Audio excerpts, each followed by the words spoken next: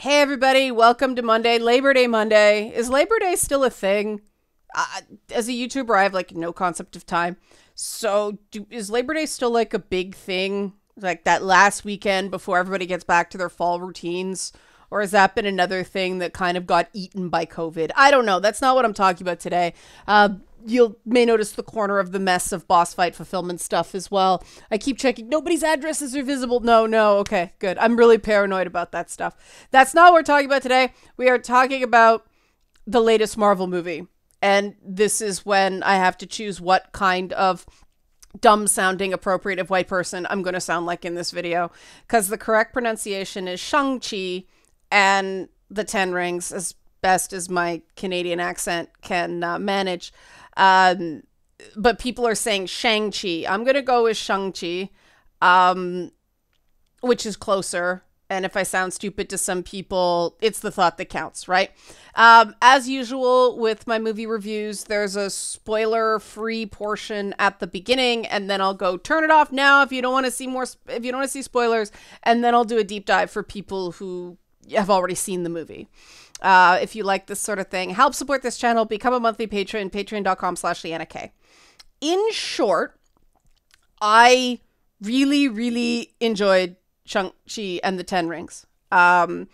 It was a good little well-paced action movie done with Chinese tradition and, Chinese mythical creatures, and it has a bit of, Asian Chinese, but also, ABC, American born Chinese. And they actually had an ABC reference, which they didn't explain. And I appreciated that. That is generally what I really liked about the movie. Very much like Black Panther, where they just paid respect to various Chinese cultural traditions, like Black Panther paid, respect to various West African, I believe, traditions. They didn't explain them. If you understood what they were doing, great. If you didn't, it was just really pretty visuals. You didn't need to know all the details, and I much prefer that to the beating over the head, making sure everybody knows what's going on, big declarative statements that some of the other things that Disney has made, especially where female characters are concerned. I prefer show don't tell in movies, precisely because when you have to explain all the things, there's this huge lull in the middle of the film. And Shang-Chi does not have that. It does slow down, but there was no scene where I felt like the movie was confused with what it wanted to be. They get into it fairly quickly. There's really no fat on this film. And there were some directing choices where, especially early in the movie, but a few times at the end too, I felt for the actors and was like, ooh, they're gonna wish they had that take back, because it wasn't quite punchy enough in certain places. Actors tend to get blamed for that stuff, but that's really the director's fault, not communicating to the actor how something is being conveyed on screen. And that's unfortunate because the action sequences are just great. They range everywhere from Jackie Chan homage, like straight up Jackie Chan homage, to I don't want to get into it because that's a spoiler. What I will say is my big litmus test for these Marvel movies, does it build somehow to some kind of new idea, either thematically or visually? Does the movie have a reason to exist other than just making money? And for Shang-Chi and the Ten Rings, the answer is very much yes. To me, not only are there really great moments of visual spectacle that at first I'm like, okay, can we please... the Jackie Chan homages are great. You know, the Wushu film homages are great. The Crouching Tiger, Hidden Dragon / hero stuff, cool. But can we get a new idea, please? And they do have some new ideas, which made me very happy. As well as the period and regional accurate weaponry, which I'm like, yay, I watched Poison Fire. I know what these are. To me, and this part is not a spoiler because it was announced that Tony Leung was playing the Mandarin. They have finally done a good Mandarin that is a Chinese person but isn't Yellow Peril. I don't know why it was so hard for them to get that right. They actually called the character Wenwu because they explain why the Mandarin's a problem. That's really the only thing they explain in the whole movie. But they do a really good job going, yeah, that last thing we did, we thought we had to choose how to fail. But to me, the Mandarin in Iron Man 3 was just bad. I wanted them to keep the character Chinese, get rid of the Yellow Peril stuff, and create an interesting, dignified villain. You know, the way they do with everything else.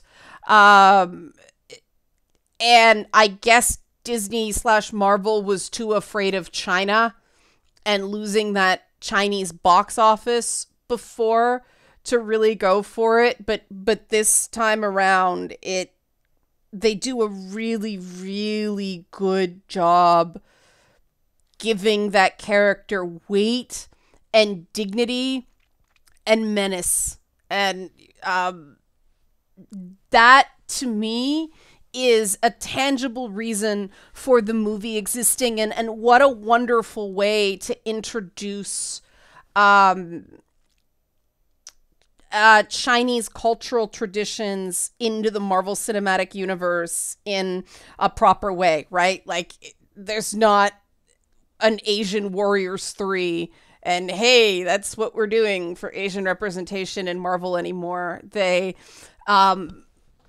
actually did a really, really good job making these characters cool. Making, you know, giving you a reason to care, creating an interesting world that, yes, is a format film. Everything is. It's Disney does something, right? It's Disney does Tony Leung movies. But it works in this case. So that's it without spoilers. If you want to continue watching, I will get into spoilers now. You have been warned, spoilers to this point. Oh my God, Morris is so freaking cute. The movie is stolen by a Disney-fied Dijang. If you don't know what that is, why are you watching the spoilers? Because freaking Morris is everything. It was cool to see the various, like the nine-tailed fox and the guardian lions and the Feng Huang, the phoenix type creatures. You know, it was really cool to see all those cool Chinese kind of cryptozoological things. But the fact that they just drop Morris on the audience out of nowhere, stealing the freaking movie. But that ties into Ben Kingsley. Like I said, with the stuff about the Mandarin and the spoiler-free part, that was a hell of a cleanup. And I give Ben Kingsley credit for coming back and playing. One of the things I liked about the movies is in the place where they'd put, Short Round in Indiana Jones, or some grunting giant, like, Asian dude, bad guy, like, that James Bond villain, shit, blanking on his name, Oddjob. But those were the only two white guys in the movie. And I thought that was an interesting juxtaposition, that Ben Kingsley is basically playing the kind of idiot but likable comic relief in the role. But it was nice to have him back so that he was in on the cleanup on the Mandarin, so that nobody's throwing shade on him. He didn't write the part. He didn't make that decision. Trevor Slattery's a perfectly good character.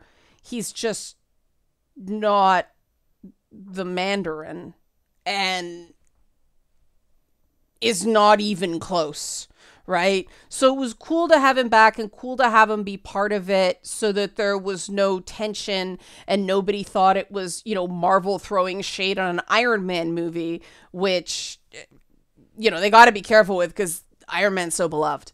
But I loved that element of it, and it gave Ben Kingsley an opportunity to do some really, really great comedic acting. That Planet of the Apes monologue was so good. Like, just so good. Where has that been in the British actor component of Marvel for a while? Just so many parts of this movie feel like they're hitting their strides again. The script construction, it was a little bit rough and a little bit forced in places. But, the Hotel California stuff, the not so subtle thing with Awkwafina being a competent lady Asian driver for the first half of the movie. And one of the things I thought was really interesting in the structure of the film is with the wushu stuff. There are certain tropes of characters, right? In those movies as well. And there's, the commoner sidekick who helps the noble hero, and that's usually male. But Awkwafina's Katie is that in this movie. And the mystic mentor is usually male, but it's freaking Michelle Yeoh playing an auntie in this. And I was just like, this is all so good. This is smart. Zhang Nan is the character's name. And I know it's Shang-Chi and the Ten Rings, but Xia Ling, his sister, was cool and a badass, and I'm glad they're keeping her around. That sort of opens up a bit of those mid-credit and end-credit sequence discussions. The one with Xia Ling taking over the Ten Rings, awesome, made me excited. The thing with Bruce Banner and Captain Marvel was completely unnecessary, other than I guess showing they've backed away from the weird faux hawk hair with Captain Marvel, and assuring us that Shang-Chi is a meaningful part of the Marvel Cinematic Universe, though I thought they did that just fine involving Wong. It's nice to see Wong get some love, played by Benedict Wong, because I thought he was the coolest part of the Doctor Strange movie, granted, low bar. But I like that they're also making Wong's a bit of a problematic character in the comics. And, Doctor Strange is another property they've really struggled with because it's essentially Tibet mixed with some Sumerian stuff. But of course, even saying the word Tibet or doing anything with Nepalese culture, and it pisses off China. So again, it looks like after the whole Mulan debacle, Disney's like, screw this. We're going to make movies for people who want to see our movies. And we're not. I mean, they had some beauty shots of, what city was it? Shanghai. They really didn't belabor it. They allowed a major Chinese city to look grimy as fuck, which, you know, I wonder if some of the cast members were like, you know what, fuck the CCP. We're not bowing and scraping to them. Let's make our movie. You know, Tony Leung's from British Hong Kong, not mainland China. You know, let's just make a movie, please. Let's make a movie about, you know, Chinese culture and Chinese history, not the Communist Party. And I know that's political and they don't rub it in your face, but I enjoyed that element of it. I liked the themes of people are products of every part of their background, the good and the bad. And they didn't spend a lot of time belaboring or explaining the message at the end. They did it through action, which was a nice change to the contradictory I am statements of the Disney Plus content. But, you know, the fact that, yes, he has some of, you know, Shang-Chi has some of his father's power. He has some of his father's propensity for violence. He has to come back from his father's murderous instincts, but then his father, you know, has a redemptive moment as well. Which on the one hand, I'm like, can they find a way to bring him back? Can we make a variant of Wenwu? Because he was really good. Then again, no one's dead in comics. So there you go. But yeah, it was just the two, maybe three, sour notes. And I'm putting these in only, you know, just to say I still have objectivity. As you know, I've met Simu Liu. He's a super nice guy. He came on a live stream thing we were doing when Kim's Convenience just started and hung around and was totally chill. And I admit I felt a bit called out by the "I'm not Korean" line off the top. Okay, fair, but Kim's Convenience, we still love you in Canada. But yes, he is a Chinese actor, not a Korean actor. He can't help what he gets hired for. But the three things I wasn't crazy about, and this first one, I know this is just me being a purist and it's stupid. So this is just my reactions, not a criticism. The Jackie Chan homages and the, you know, the Wushu homage with the scaffolding scene fell a tiny bit flat for me because there was so much CGI involved. But then I went, yeah, how many times did Jackie Chan get injured doing those stunts? Probably smart that they use CGI for places. And yes, obviously they're not going to do stunts actually on the side of a skyscraper in Hong Kong and or Shanghai. Fair, but having seen that bus scene they reenacted off the top, I was like, wow, this is very CGI in places. But that's okay, right? For the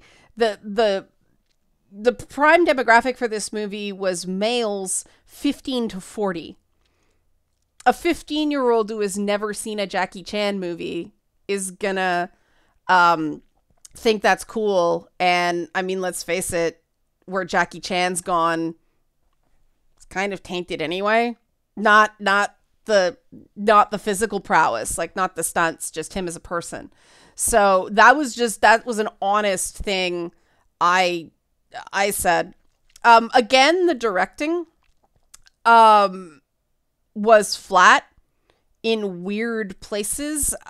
They needed to bring it up like 20% in some places, because I felt that the emotional twist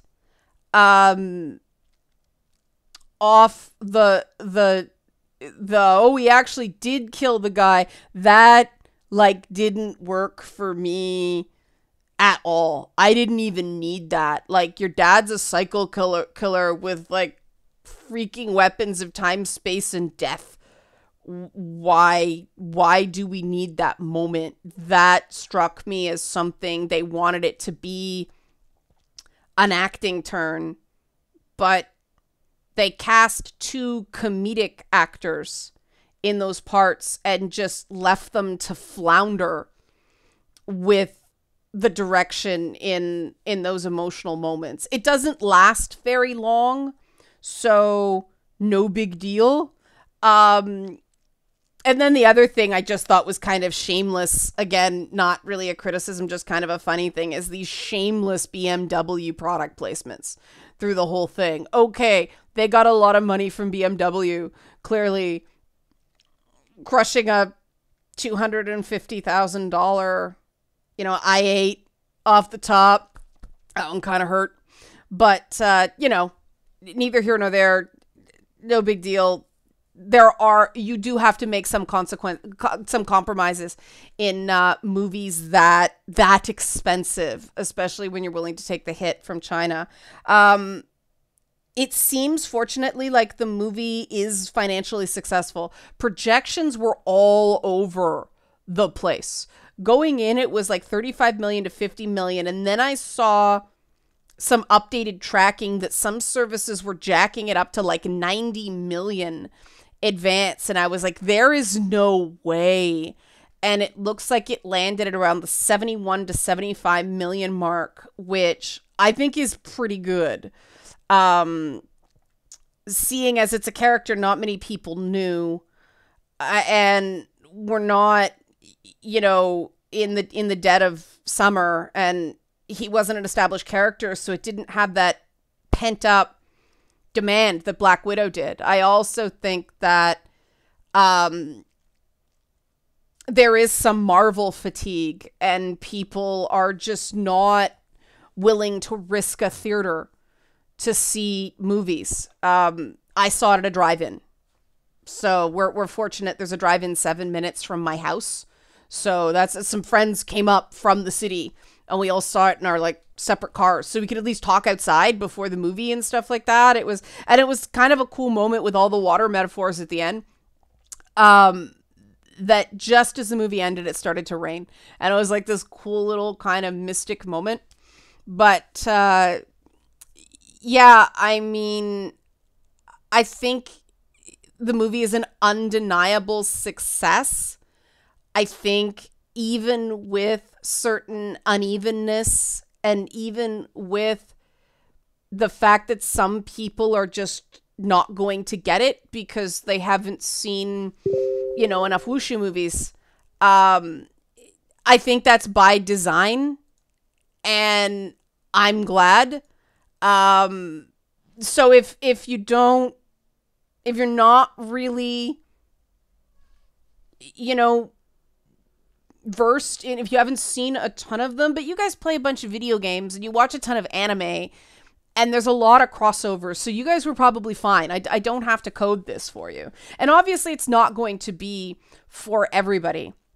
The lack of obvious emotional depth might not be everyone's cup of tea.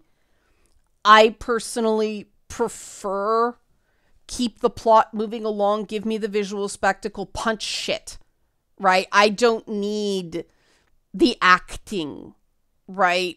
I want a fun popcorn movie out of this. It's been too dramatic for too long. I like the choices they made. Obviously not everybody is, but it's made me more interested in Marvel Phase 4. Just because it shows they can still make an enjoyable, fun movie. Holy shit.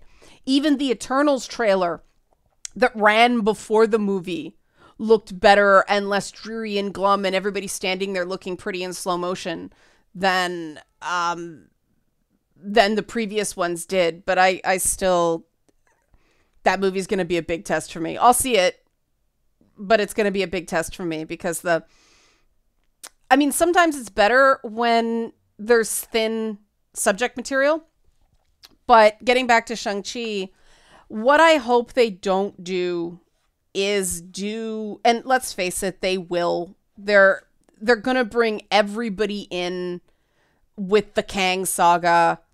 They're going to do another Infinity War type thing. What they have to do when they do the ensemble films going forward is not lose the core, not lose the heart of these characters that come out of these really, really well done, well crafted, know exactly what they are standalone films.